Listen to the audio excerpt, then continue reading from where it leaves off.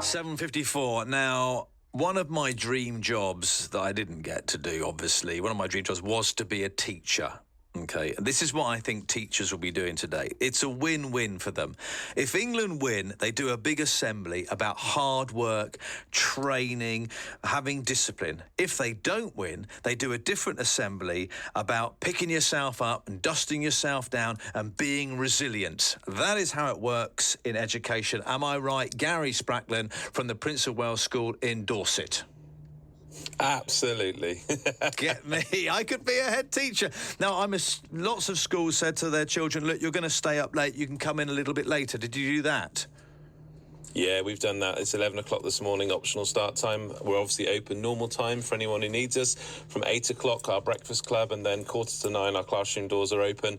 But we are allowing that staggered start this morning because we've got lots of very young children at the school. They're as young as 2 years, 9 months in our preschool, up to age 9 in our year 4 classroom. So just making sure that everyone's got the opportunity to lie in after the result last night.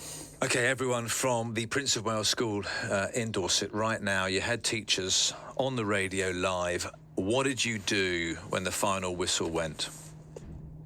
I think it was an inevitable reaction of Spain were the better team at the end of the day. And at the Prince of Wales School, we use building learning powers characters to help us with our learning.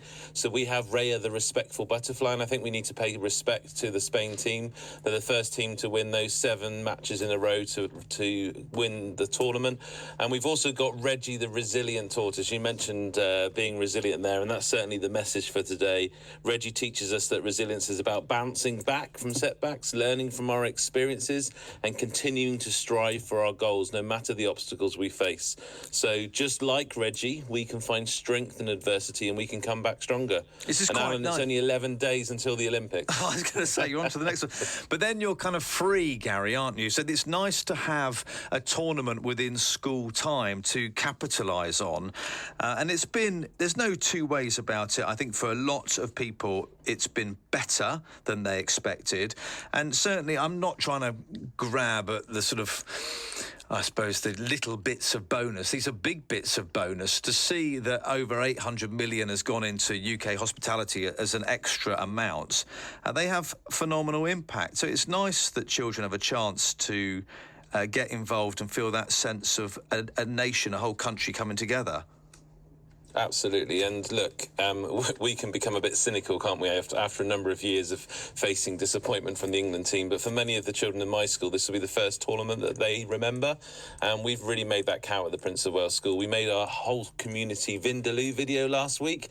And on Friday, we had a street party to celebrate that England had won the semi-final and we're heading to the final. And we had England cupcakes for every child. Children came in dressed up, face painting. And it was a real community buzz. And we'll take anything at the Prince of Wales School to generate that buzz, whether it's the Rugby World Cup, whether it's the women's netball team, whatever it may be in whatever sport or whatever community event, whether it's jubilees or coronations, we love to get the community together and to celebrate our togetherness. Gary, before you go, you don't sound old enough to have ever seen an England team lift a trophy, or the male England team lift a trophy. That's right, sadly so. Do you think that you will ever see it in your lifetime? Oh, definitely. It's going to come home eventually. I remember 96, going to bed as a 10-year-old, crying my eyes out. And I know many of my students would have had that experience of disappointment for the first time last night. And that's why, we'll be there for them today. We'll be there with that message of resilience and message of hope for the future. And look, next year, we've got a title to defend, our Lionesses, in Switzerland 2025, back at the Euros. Let's see if we can get back-to-back wins in that tournament. Gary, lovely to have you on the radio. Thank you for your time this morning, and hello to everyone at the Prince of Wales School in Dorchester, those who are in now and those who are allowed to come in at 11 o'clock, and everyone who is dusting themselves down this morning on the way to school. Look, you're nearly there. Look, it's nearly 8 o'clock. You are amazing.